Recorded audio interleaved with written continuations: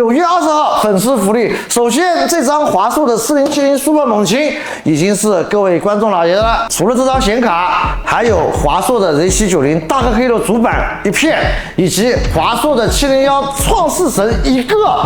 感谢我华硕！金和田大音箱3个。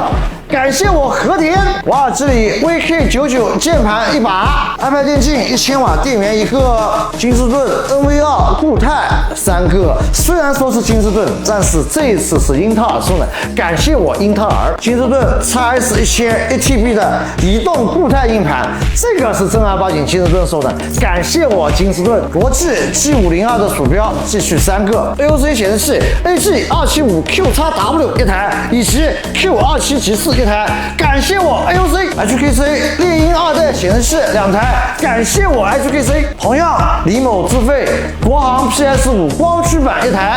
除了以上这些礼品，七彩虹也给了我机箱、电源、风扇以及水冷。到时候连麦写配置，喜欢这套东西我们就直接送。感谢我七彩虹。同样，爱国者也赞助了我基建扇，那么连麦写配置同样，感谢我爱国者，不知不觉也播了这么多年了，2021年到2024年，感谢各位粉丝、各位观众老爷对我李某的信任、支持、陪伴，谢谢。也感谢各大厂商这么多年对李某的支持，再次的感谢。下一个活动我们30万粉丝再见。